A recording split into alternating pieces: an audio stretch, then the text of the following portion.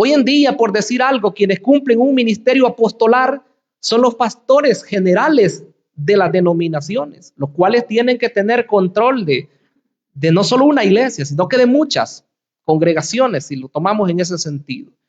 Entonces Pablo dijo, yo quiero ir donde ustedes. Y como vemos en esta carta segunda, en realidad pues ese deseo de Pablo se vuelve una realidad. Por lo que veremos, dice, en esta presente epístola el apóstol hizo efectiva esta visita, la cual le ocasionó grandes amarguras. Oiga, desde ahí comienza la dificultad. Cuando una iglesia, ¿verdad?, va hacia adelante y va avanzando, pues hay felicidad en el pastor, hay felicidad en sus fundadores. Pero ¿qué pasa cuando hay problemas? ¿Qué pasa cuando el mismo hombre de Dios puede ser rechazado por aquellos a los cuales ha ministrado por mucho tiempo? Esa era la situación de Pablo con respecto a la iglesia de Corinto. Ya vamos a ver cuál era la razón por la cual los corintios habían llegado, algunos de ellos, a rechazar a Pablo. El gran apóstol, dirá usted, el que tenía revelaciones de Dios. Sí, ese gran apóstol. Ese hombre que tenía el fluir de todos los dones del Espíritu Santo y que tenía los 5 ministerios en él obrando. Porque un apóstol, hermanos, no solamente cumple ese ministerio apostolar, sino que se dice que el que tiene el ministerio de apóstol también es un profeta, también es un evangelista, también es un pastor y también es un maestro. Entonces, un apóstol, ¿verdad?, y como aquel tiempo lo hubo y los que hoy que reciben o alguien que recibe un ministerio apostolar tiene que ser un ministerio completísimo en cuanto a la labor que se realiza. A continuación les escribió, dice, con muchas lágrimas, una carta enviada por medio de Tito. Esta carta fue escrita con gran tristeza.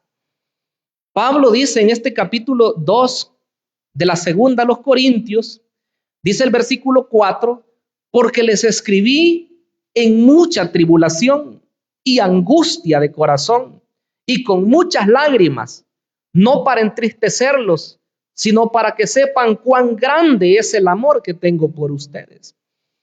Esa carta a la cual hace alusión Pablo, eso no lo va a encontrar usted en la primera carta a los Corintios. Más adelante un poco en esta presentación dice que esa carta no la tenemos nosotros. Pablo dice que él les escribe esa carta, ¿verdad?, después de haber visitado a los hermanos y cuando se encuentra con esa situación difícil y se da cuenta los problemas que se habían dado, no eran los mismos que tocábamos en la primera carta, hoy eran otros. Pero dice Pablo, yo me vine triste y después les escribo, dice, pero con un dolor en el corazón, con muchas lágrimas les escribo, dice Pablo. Dice el versículo 1, capítulo 2, versículo 1, así que decidí en mí mismo no ir otra vez a ustedes con tristeza. Pablo se hace un propósito, ya no quiero ir triste donde ustedes, quiero ir diferente. Porque si yo los contristo, dice Pablo, porque si yo les causo tristeza, ¿quién será luego el que me alegre, sino aquel a quien yo causé tristeza? Y a pesar de que estoy confiado en todos ustedes, de que mi gozo es el mismo de todos ustedes, les escribo esto mismo para que cuando llegue no tenga tristeza por causa de aquellos por quienes me debiera gozar. Pablo dice, yo voy a ir donde ustedes de nuevo, pero cuando llegue, hoy ya no quiero sentir tristeza, ya no quiero sentirme mal, dice Pablo. Vea la forma como el apóstol comienza su carta. Básicamente, pues él se puede decir que esos momentos, él está diciendo cómo él se había sentido en su corazón. Y luego en el capítulo 7, versículo 8, también Pablo sigue diciendo, porque si bien, dice, les causé tristeza con la carta, no me pesa, aunque entonces sí me pesó, porque veo que aquella carta les causó tristeza solo por un tiempo. Pablo regresa, ¿verdad?, rápido de esa visita en la cual él se sintió mal y les escribe esa carta. Sabe que los entendidos le llaman a esa carta que Pablo escribió y que dicen que está perdida, le llaman la carta dolorosa, porque él expresa su malestar Él expresa su sentir hacia los corintios por la forma como lo recibieron. Entonces Pablo dice, aunque en ese momento los puse a ustedes tristes, los hice sentir mal, dice, hoy dice, me gozo, no porque los haya entristecido, sino porque dio resultados esa carta primera, esa carta que él había enviado, que ya dije que es una carta diferente.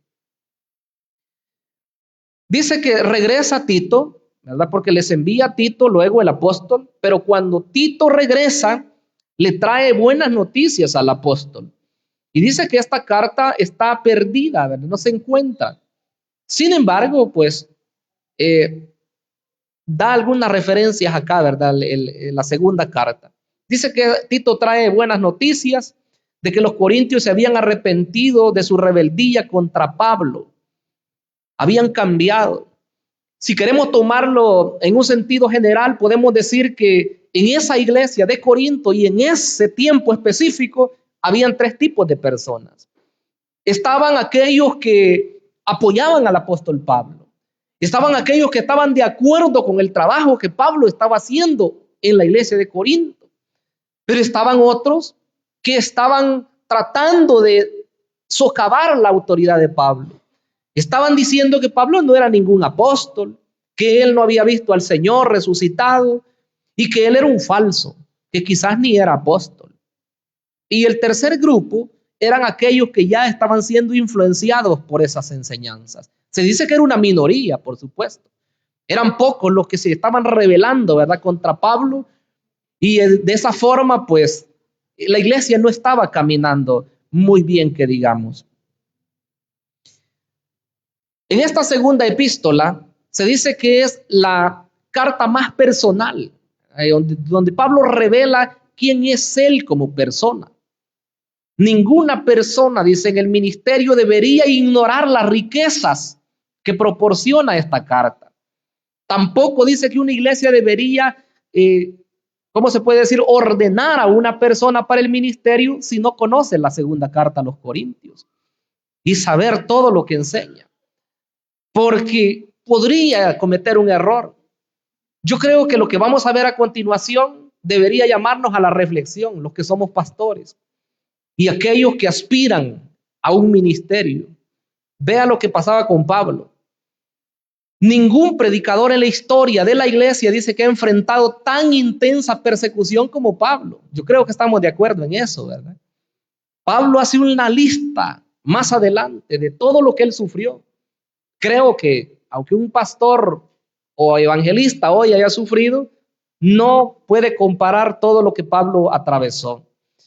Así que Pablo enfrenta, dice, una intensa persecución y en esta carta demuestra cómo manejar el sufrimiento en el ministerio. De hecho, que ese es uno de los temas principales de la carta. Cómo sobrevivir o cómo hacer frente a las dificultades, cualquiera que usted esté pasando. Por supuesto, él era persecución por predicar a Cristo. Él era ataques, ¿verdad?, por predicar a Cristo. Eso enfrentaba a él. Pero hoy en día nosotros atravesamos situaciones. Y aquí quiero que vea algunos pasajes, quizás no todos porque el tiempo no alcanzaría. Pero dice el capítulo 1 y versículo 4, dice, 1:4 de segunda Corintios, quien nos consuela, dicen, todas nuestras tribulaciones. De esta manera, con la consolación con que nosotros mismos somos consolados por Dios, también nosotros podemos consolar a los que están en cualquier tribulación. Porque de la manera que abundan a favor nuestro las aflicciones de Cristo, así abundan también nuestra consolación por el mismo Cristo. Oiga lo que está diciendo Pablo. Así como vienen las tribulaciones, así como vienen las aflicciones, así vienen también el gozo a través de Cristo, dice.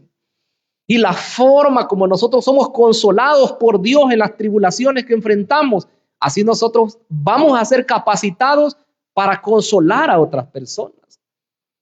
¿Sabían ustedes que las personas que no han atravesado problemas así, pero grandes, problemas severos en su vida familiar, matrimonial o de iglesia, son las personas más insensibles?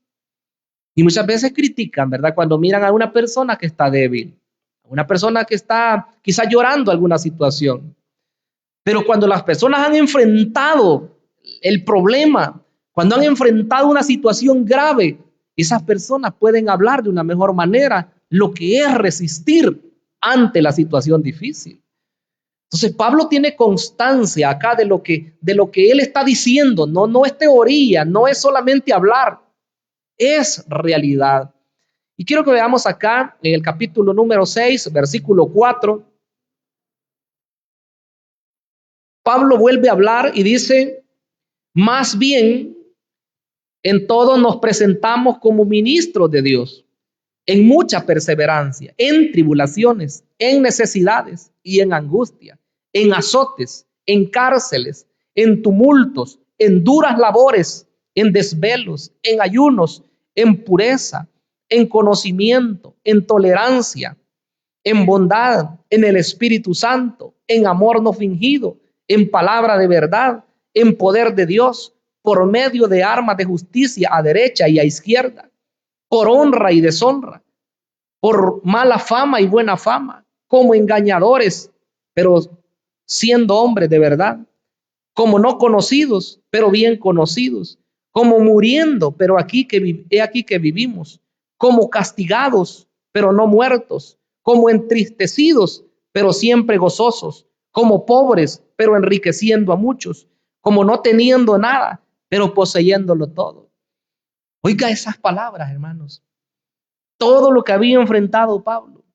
Y cuando él dice eso, no crean ustedes que se está refiriendo a otras personas o a otros apóstoles. Está hablando de él mismo. Todo lo que había tenido que enfrentar. Y no lo había enfrentado porque fuera malo. Más adelante, ya lo vamos a ver, dice que fue azotado, estuvo náufrago, estuvo entre falsos hermanos, dice, y todo eso él lo pasó por la causa de Cristo. Entonces él no se detenía, él pasaba todo eso, pero él seguía avanzando. Su mensaje se escuchaba por diferentes lugares. Así que los sufrimientos del apóstol son muy característicos. En el 11:22, él nos narra con más amplitud todavía todo lo que atravesó. Como estaban acusándolo de que él no era apóstol, él dice, bueno, voy a hablar un poquito. Son hebreos, dice él, yo también. Son israelitas, yo también. Son descendientes de Abraham, yo también. Son ministros de Cristo, hablo como delirando, dice. Yo más, en trabajos arduos, más, en cárceles, más, en azotes sin medida, en peligros de muerte, muchas veces. 5 veces he recibido de los judíos 40 azotes menos uno. 3 veces he sido flagelado con varas. 1 vez he sido apedreado. 3 veces he padecido naufragio. 1 noche y 1 día he estado en lo profundo del mar. Muchas veces he estado en viajes a pie, en peligro de ríos, en peligro de asaltantes, en peligro de los de mi nación, en peligro de gentiles, en peligro de la ciudad, en peligros en el desierto, en peligros en el mar, en peligros entre falsos hermanos, en trabajo arduo y fatiga, en muchos desvelos, en hambre y sed, en muchos ayunos, en frío y desnudez. Me canso de leer todo eso, hermanos. Pero Pablo enfrentó todo eso. Si retomáramos solamente una de esas cosas que Pablo sufrió y la aplicáramos a nuestra vida, dice que fue azotado con vara 5 veces, ¿verdad? Así dice ahí. ¿Cuántas veces hemos sido nosotros esos azotes? A lo más habladas, ¿verdad? De las personas. Algún menosprecio quizás. Una mirada quizás así, ¿verdad? De lado. O a alguien que no lo saludó. Cosas que son pequeñísimas, ¿verdad? Nada de esto. Hermanos amados, una persona que de verdad está consagrada a Dios y decidida al 100%, como lo vemos en la vida de Pablo, es una persona dispuesta no solamente a ser maltratado, como él mismo lo dijo, sino a entregar su vida por la causa del Señor. Vea lo que pide el Señor de nosotros. Es probable que usted diga, pero yo no soy un apóstol, ¿verdad? Yo no soy un pastor.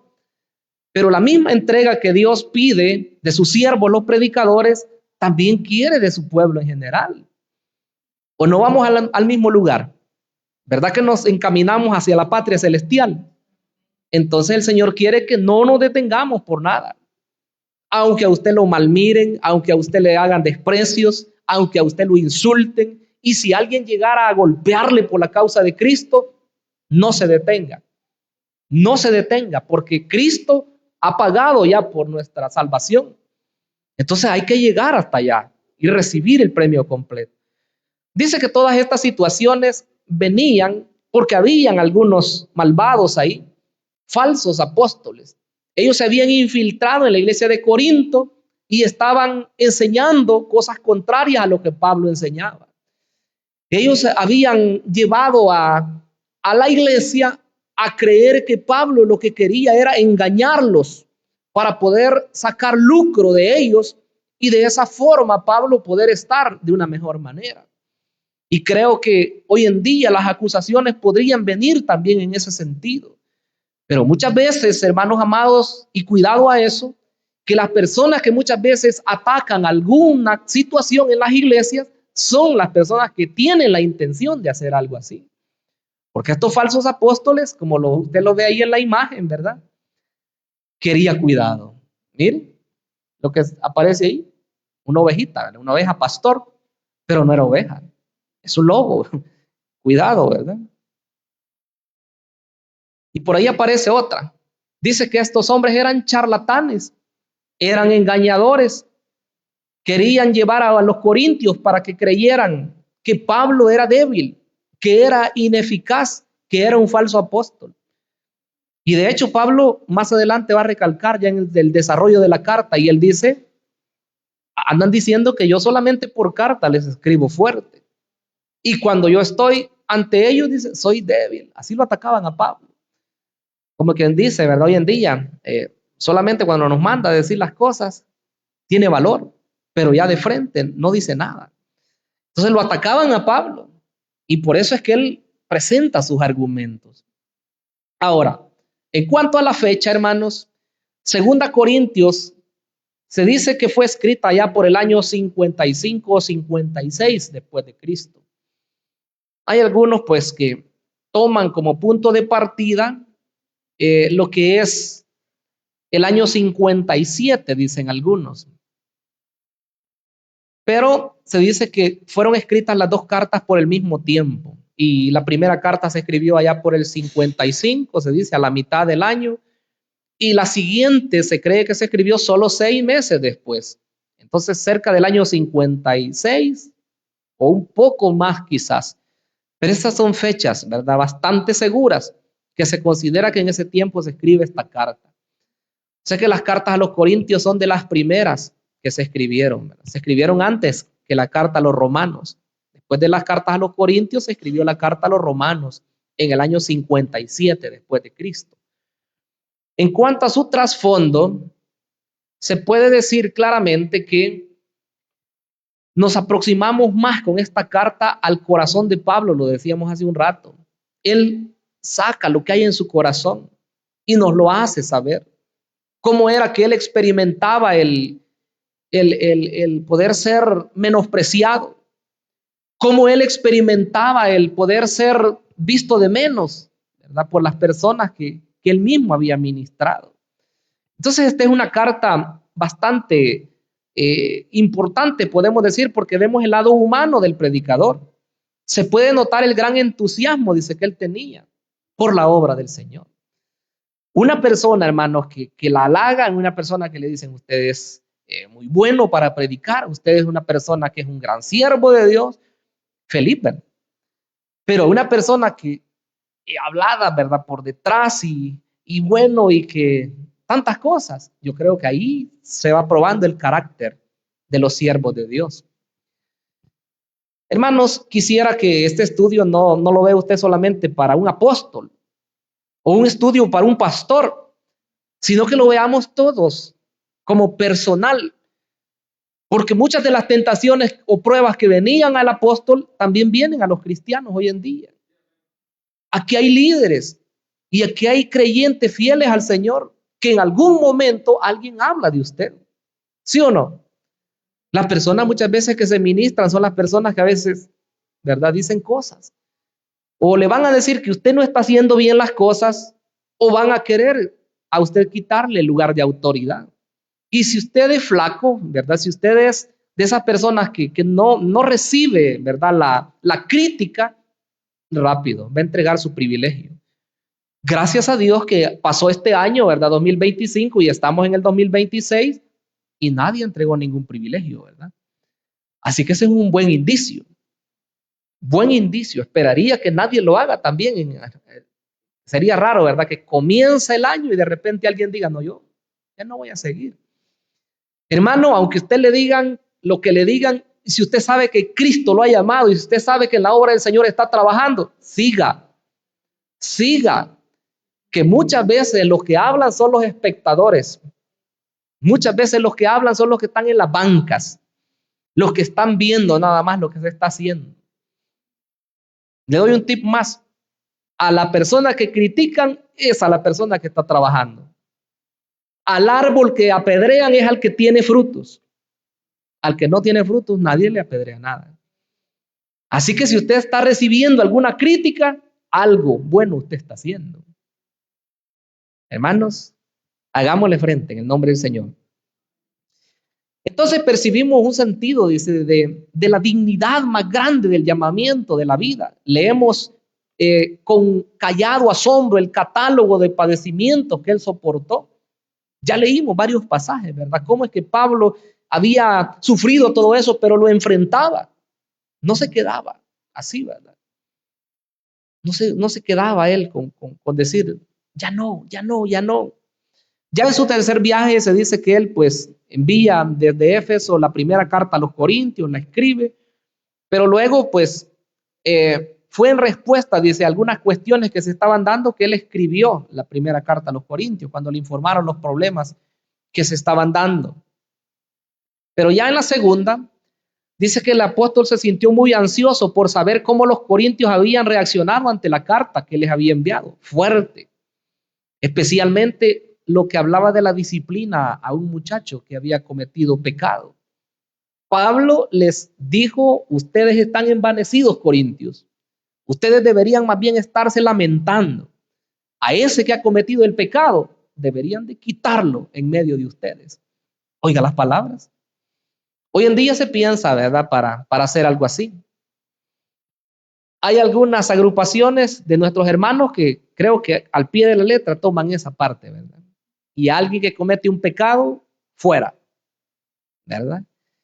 No es eso tampoco lo que el escritor nos está queriendo decir, ¿verdad? Claro que hay que tomar el contexto general de la disciplina que la Biblia habla cuando alguien infringe en un pecado, cualquiera que este sea, ¿verdad? Hay un proceso para disciplinar. Y el objetivo de la disciplina siempre es restaurar a la persona, nunca es destruir. Si usted pensaba que una disciplina a una persona era para expulsarla de la iglesia y de una sola vez decir que esa persona es del diablo, se ha equivocado, ¿verdad? No es así. Pablo cita en alguna oportunidad a una persona, ¿verdad?, que los entregaba a Satanás, pero de una y otra reincidencia que las personas no se querían corregir. Cuando causan tantos daños, pero una persona que infringe una situación, hay que restaurarla, hay que hacerla que se arrepienta de su pecado y vuelva a Cristo. Entonces Pablo quería saber todo eso y se da cuenta cuando Tito regresa que ellos se habían arrepentido. Cuando Tito viene, dice que estas son pruebas. Estas pues son las circunstancias que suscitaron la segunda epístola de los Corintios escrita desde Macedonia. El tema principal de esta epístola es la defensa de Pablo de su integridad y apostolado ante los ataques de los falsos. Defensa, ¿verdad? Era una defensa de su integridad como persona, porque lo atacaban como persona y lo atacaban como ministro. Él defiende acá, ¿verdad? ¿Qué es lo que él era? Era un ministro de Dios. ¿Y qué es lo que era? Era una persona que estaba entregada de lleno al servicio. Ahí está el informe que traía Tito. Él traía 3 noticias. La primera era buena. porque habían disciplinado al creyente que había incurrido en pecado y esa disciplina pues había tenido como resultado la restauración espiritual de esa persona. Qué bueno, ¿verdad? Que se consiguió lo que se perseguía. Así que los corintios obedecieron, pero había una noticia mala. Tito informó que los falsos maestros estaban activos en Corinto, minando la obra del apóstol y poniendo en duda su autoridad como siervo de Cristo. Entonces, esa era la noticia mala. Porque si bien es cierto que los hermanos habían hecho caso a la indicación del apóstol, pero habían otros que esos querían acabar con la iglesia. Y la nueva noticia era que los cristianos no habían mandado el dinero para los santos necesitados en Jerusalén como se habían propuesto. Me llama bastante la atención esa última noticia.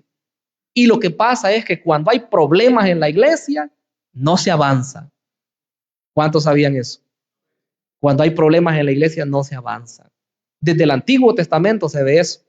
Cuando había pecado en Israel, se tenían que detener. El tabernáculo ya no avanzaba, la nube ya no avanzaba, la columna de fuego ya no avanzaba. Ahí estaban ellos estancados. Y lo mismo en el tiempo del Nuevo Testamento. Cuando hay pecado o cuando hay problemas entre los hermanos, la iglesia se estanca. Y hasta que se resuelve eso, comienza a avanzar de nuevo. Entonces ellos se les olvidó, por estar oyendo las enseñanzas de esos falsos apóstoles, se les olvidó que Pablo les había dicho que tenían que preparar una ofrenda para ayudar a los hermanos pobres de Jerusalén. Y Pablo se ve en la necesidad de hablarles. Capítulo 8 y 9 lo vamos a ver en el desarrollo.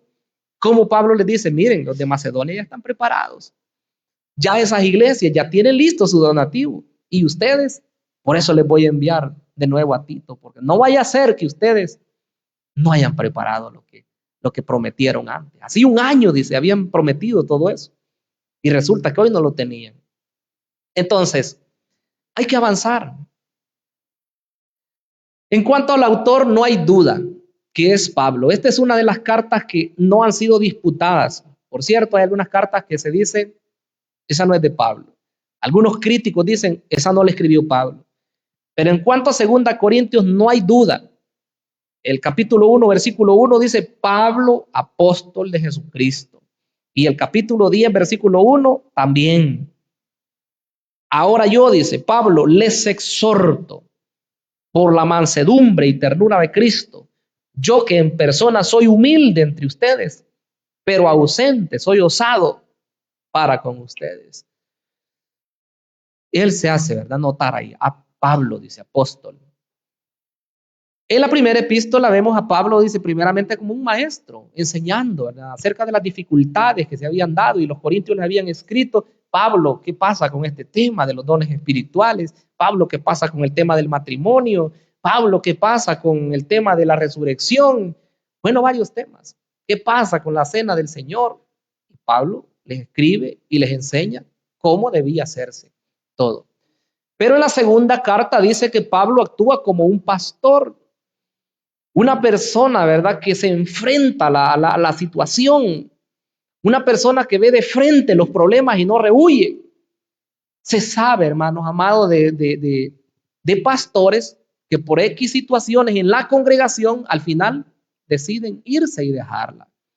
Ya no pueden soportar las dificultades que se dan muchas veces. Yo creo que es de pedirle bastante al Señor, ¿verdad?, para que su gracia pueda cubrir a sus ministros, a sus líderes y a la congregación en general. Porque las acechanzas del enemigo vienen a las personas. Los problemas llegan. Hay que pedir la gracia de Dios, hermanos. Si el lector dice presta mucha atención, oirá el pálpito del corazón de quien realmente amaba al pueblo de Dios y buscaba el bien de ellos. Un ministro eficiente y que quiere honrar a Dios debe vivir así. No está pensando, ¿verdad? Mire la imagen. Es bien gráfica, ¿verdad?